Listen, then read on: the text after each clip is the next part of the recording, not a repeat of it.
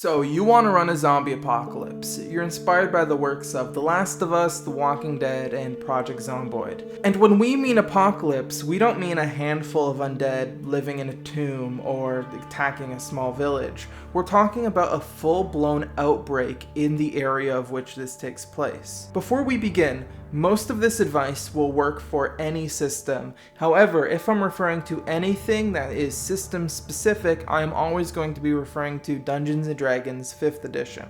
It's the system that I know the best, and it's also the most popular system, so I feel like that makes the most sense. As well, at the end of this video, we're going to build a horde of undead that we can use for these games, and that is all going to be in 5e. So to know how zombies exist, we need to decide where they came from.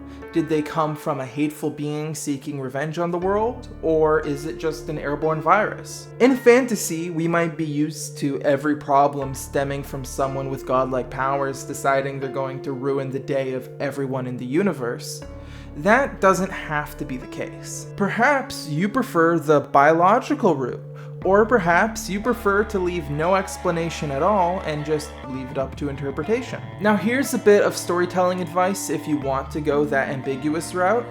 In the back of your mind, have a reason, because you never know when the players are going to find a way to test a theory or ask someone who would know what's going on, and just being able to know and give that answer if you have to is a lot better than them trying to get answers and you not knowing what to do because you just wanted to leave it ambiguous. Sure, it ruins the point of it being ambiguous because the players find out the answer, but it's better than being in the situation where your players are trying to get an answer and you have nothing to give them because you're trying to force it to be ambiguous when they found a clever way for it not to be. As well, while a virus is the typical way that we see zombie infections in modern day media, it feels a bit out of place in a fantasy setting. Now, it might work for yours, it might work for your group, but that is just something that you might want to keep in mind.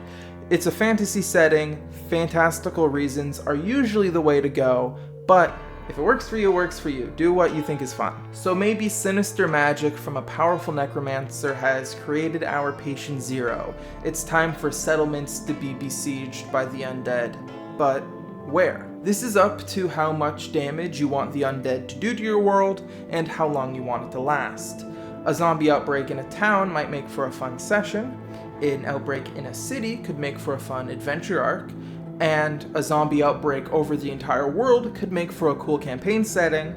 However, that one also does limit your possibilities for what monsters your party could be facing. Now, there are plenty of undead with all the different D&D books that have come out over the many years. However, if you're always having undead monsters, because that's what your campaign's themed around, your paladin's always going to have a +1d8 to all their divine smites, and if your ranger's favorite enemy is dragons, well, they might never use that throughout the whole campaign. You'll have to consider if you want all the zombies to go away in the end. If it's just a town, then a military could come in and handle it, but if it's a city, a country, a continent, or the entire world, that's not gonna go away. Of course, you could always create a MacGuffin that all of the zombies' minds are connected to, and when you've destroyed that MacGuffin at the end of the adventure, all of the zombies all die at once. But if the undead were outnumbering humans to 5,000 to 1, the world isn't just going to go back to normal once they're all gone. Your world is permanently impacted by that, and that is also something that you need to consider if you want the adventure to keep going after the party have defeated the undead. Now, when it comes to the actual game, an element I highly recommend is survivors. NPC survivors that exist throughout the world for the party to fight and help and interact with. Firstly, it just gives you more enemy variety where you're probably already lacking, but as well, it allows you to add risk and consequence into your game without risking a TPK. Maybe you're the type of DM who wants minimal player death in their games. That's understandable, that's a perfectly valid way to play the game. However, one of the consequences of that can be, well, lack of consequences. When the players know that you aren't going to kill them, combat isn't as scary. Dungeons feel less dangerous. They're more willing to take risks and do crazy things because they know you're not going to do anything about it. They're probably not even doing it intentionally, but you'll see it if you're playing in a game that's never had a player death, and one that's had a player death or two, the way the players act is totally different, even if they are the same players. So instead, you can add NPCs who the players are supposed to care about or who are important to the player characters, make those characters clearly expendable, and then watch as the party get that risk and consequence of their actions without you having to necessarily risk the player character dying and that player having to join the group again fresh with a new character sheet. NPCs will make the party worry about if they have enough food, water, and adequate shelter for everyone, if these are things that the NPCs are concerned about and it's clear that there's a risk if they don't get those things. Now, if you struggle with NPCs, the good news is that you can just look at your favorite zombie media, take your favorite side characters from that media, and just use their personalities for survivor characters in your world, and you have interesting survivor characters that the players are going to like. But this actually leads me to something that's incredibly important about running a zombie apocalypse. If you're doing it in 5e, you can't use the standard monster blocks. Tracking the movement and actions of every zombie in a dungeon when there's only going to be 3 or 4 works. If you're doing this in a city where there's hundreds or potentially thousands of undead in an area, well, that's not going to cut it.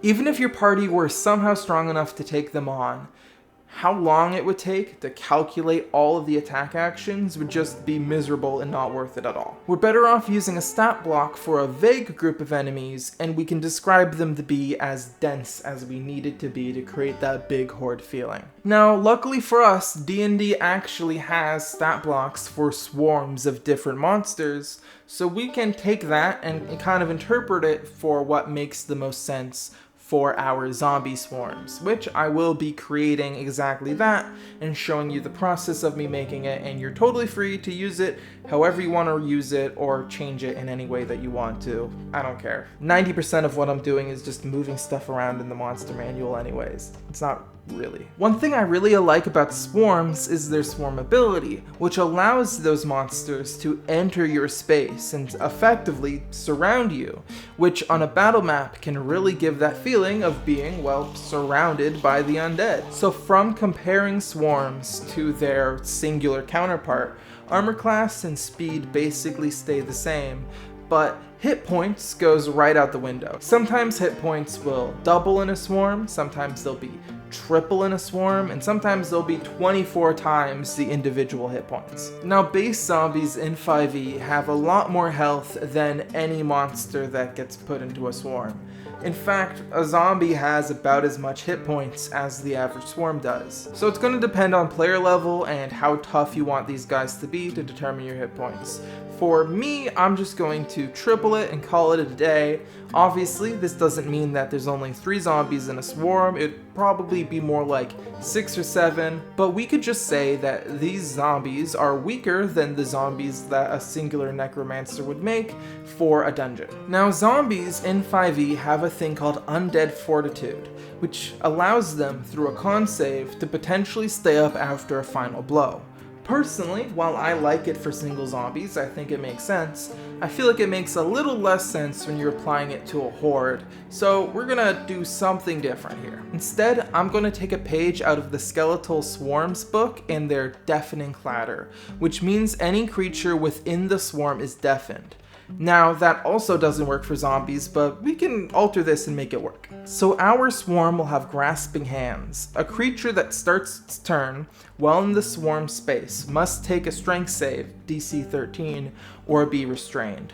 The creature can attempt the save again at the beginning of their next turn. I really like this because I think it appeals to that horde factor of in the movie when the guy falls into the horde and he can't get out because they're all pulling on him. I feel like it fits for that. Now we're almost done. By paying close attention to the other swarm stat blocks, we see that the creatures usually increase their 2-hit and damage stats. This actually wasn't what I was expecting. I was expecting there to be more of a multi-attack thing going on, but when thinking about it, the whole point is for us to be able to cut down on the amount of dice that we're rolling anyways to speed up combat, and multi-attack would just make this go on longer. So I agree, I think this is the better thing to do, and these are the increases I did.